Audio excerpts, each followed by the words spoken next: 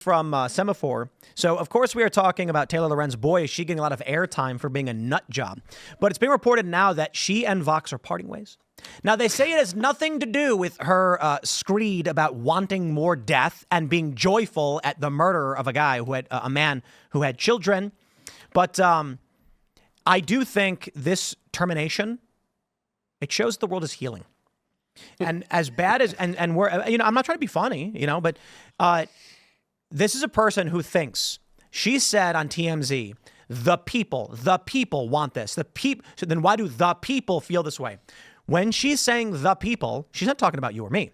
They exclude normal individuals with moral foundations. She is referring to her communist cohort. Yep. I don't think she's literally in her mind thinking me and all my communist friends. She's in her mind thinking the people is all of the good individuals that support what I think, and all people who disagree are fascists anyway. They're not the people. They're evil. So she's going on TV shows saying, we all want this to happen. We are all the people. Well, now she's losing her job. I want to make sure this is clear. So the story is Vox Media is ending its deal to distribute Taylor Lorenz's podcast and YouTube show. The company had a short-term partnership with the high-profile tech reporter that is set to expire at the beginning of the year, Semaphore has learned.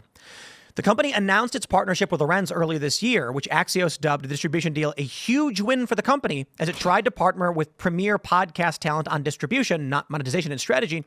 Still, while Lorenz remains one of the most talked about journalists in digital media, her social media persona is a magnet for criticism both for her and the media companies associated with it. Vox's decision not to renew the show was made before her comments this week, in which she appeared to justify the killing of the United Healthcare CEO as an expression of public discontent. She did more than that, dude.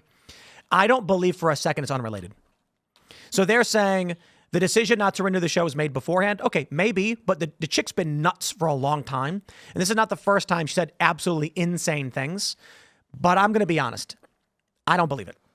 I think they're saying that because they want to avoid any kind of legal dispute or backlash.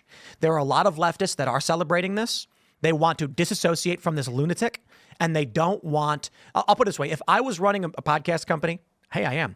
If I had someone like Taylor Lorenz here and she was saying these things, I would also not be like, because she's called for the death of these people and celebrated, we're saying we don't want to work with her, because then all of those people will target you. You get swatted, you get bomb threats. Fortunately for me, I don't hire people like Taylor Lorenz, so I'm not worried about it. And the left... Go ahead. I think Vox is murdering her because she just lost her health insurance. So there you go. Proves it.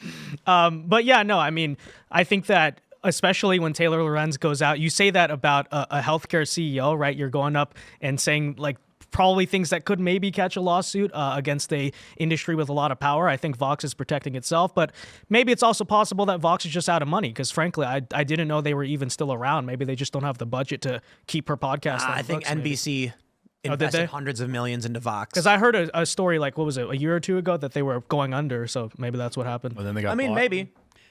I haven't heard anything about Vox being having issues with financial issues.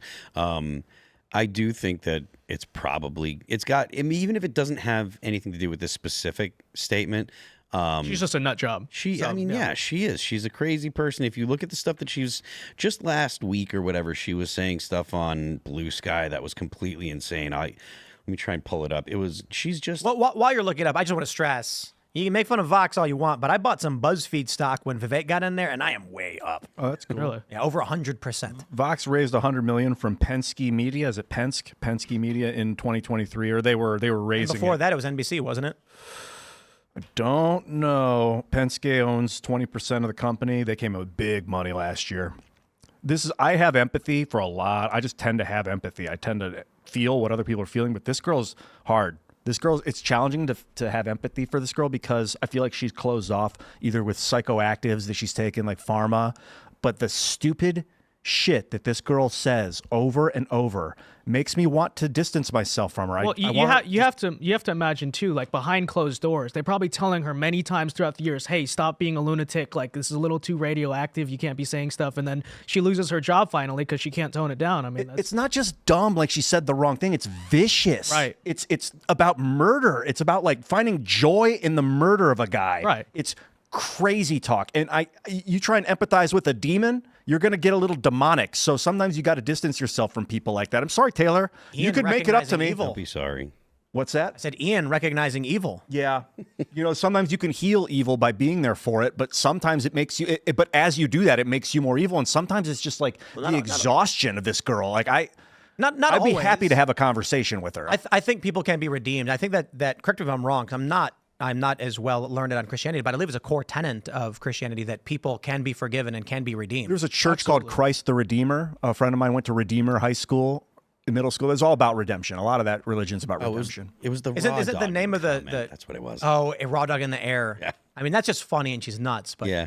isn't Christ the Redeemer the gigantic statue in Rio in Brazil? I think so. Yeah, Cristo Redento. Yeah, massive. It's a Yeah, big the Redeemer, man. So- yeah, of course, people can be redeemed. That's a great That's why, story. right now with Cenk Uygur, a lot of conservatives are just outright like, nope, never welcome him. He's clearly audience farming and all that stuff. And I don't disagree, right? So Matt Walsh and I think Mike Cernovich both said Cenk is trying to go onto these shows and say, like, look, I understand. But what their attitude is, nah, he saw Anna Kasparian getting a massive following, getting way better numbers, getting praised for being reasonable, and he's chasing after that after realizing he's on the wrong side of history. And my attitude is, yes, I completely agree. And I've been saying the whole time, these people who, with the respect I can give Cenk, he's got a big platform, but with limited respect. These are the people that are going to march in lockstep with the machine. We want them to fall in line for what we are saying. And now they're realizing that. So what you need to understand with these people, in the event, and as is largely about like Taylor Lorenz and being crazy and how she got ousted from corporate media, but for any one of these people who is now having a come to the light moment where, geez, Bill Maher is trying to play that game, Jon Stewart, my attitude is, I never believed you were sincere. I never believed you had a backbone. But so long as you are shutting up and saying the things that are true and correct, it's better you are right than virtuous. We just need to make sure we recognize these people will flip on a dime the moment the wind blows the other direction. But for the time being, we want to align the power they have in media behind what we think is good to maximize our potential. Simply saying, I don't believe Cenk is a true reformer, but if he's going to start telling his audience that we are right, and it pushes people in this direction, we are winning. Yeah. So there's no reason to tell Cenk, he's basically saying, look, I'm in a bad spot. I'm going to say what you want me to say. I'll be like, it's cowardly, but, good. Look, we've been saying on this podcast for the better part of 2 years at least, we're looking for ways to convince the normal Democrats to move away from the woke, the crazy leftists, people like Taylor Lorenz, people that say things like revolutionaries.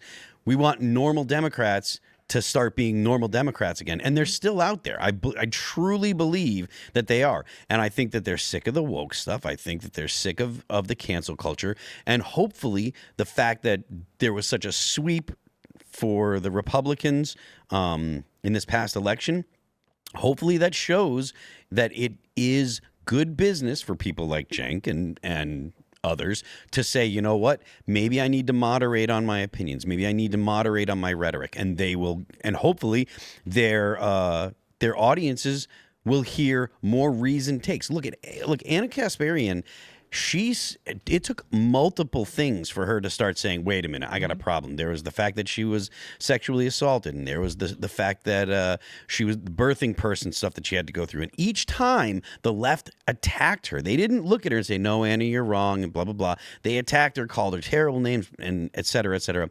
And then there was then she started looking at things like the Kyle Rittenhouse issue, where Cenk even still has a terrible opinion on that. He was here the other day, and I was like, why do you?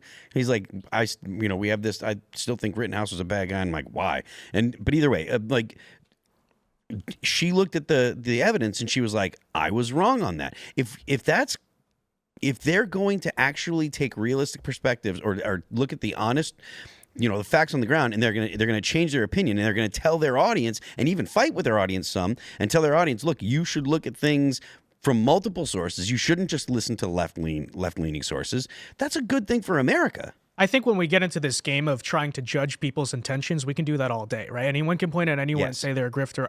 I'm not really curious, honestly, in that whole conversation. I think you guys are right. It matters what they're saying to their audiences, not necessarily their intentions, because we're never going to know that, right? Yep. Trump could pass a bill, let's say, to build the border wall, right? And people could say, oh, it's because of this reason or it's that reason. But the end result is what? You pass the bill to build the border wall. And that's the type of thing that matters, is where are they pushing their audiences? I'll tell you guys a story, actually. When I was very young, I sort of started off on kind of like the crypto populist left. Like that's sort of the beginning of my political journey. And I remember that, I think it was Bill Maher, Sam Harris debate against, who was it? Ben Affleck over radical Islam. That was one of the moments that actually kind of pushed me into conservative ideology. And that was done by what? A liberal who was like just saying something we still to this day like judge Bill Maher's intentions or what is he doing. But if he's speaking to the audience and the audience moves in a certain direction, it's a good direction, I don't really think it's productive to care about what his intentions are, because it doesn't matter to me. Insofar as we recognize that should the wind blow the other direction, they'll Absolutely. they're untrustworthy Absolutely. Yeah. people. Right. Right. Yeah, in selecting leadership, it's important to gauge intention, but just for the outcome, it is irrelevant. Yeah, Well, especially in media. Like, that's the thing where intention matters the least. It's like, what are they saying? Where's it moving the conversation? That's really what matters, in my opinion. Results, not rhetoric. What they're saying, just like you said, what they're saying is important, but are they actually moving people towards the center, moving people away from the woke, endorsing actual liberal ideas, like classically liberal ideas? The left has been very against the fundamental principles of the Constitution, like things like freedom of speech, the idea of property rights, the innocent until proven guilty. The left has totally abandoned that. These are things that the normal people in America still actually value, and we need the people that have considered themselves Democrats to actually say, yes, we reject that. And if Cenk and Anna and people like that help that process along, more power to them. I think it reflects to the conversation that's happening in the whole Democrat Party since the election, which is, and I've been saying this, they have two choices, right? They can double down on all the stuff that got them to lose the election, or they can try to wake up and be a more normal party. And either way, it's a good thing, because if they just double down on what they've been doing, they're going to lose. But if they kind of move a little bit to the center, then we're going to have a healthier political conversation. And Absolutely. That might make them a little bit more difficult to beat. But at the same time, if they do win the election, we don't have to be worried that we're going to lose the freaking country the next. So either way, I think it's a good outcome. Thanks for checking out this clip from Timcast IRL. Make sure to watch the show live Monday through Friday at 8 p.m. Subscribe to this channel, and we will see you all there.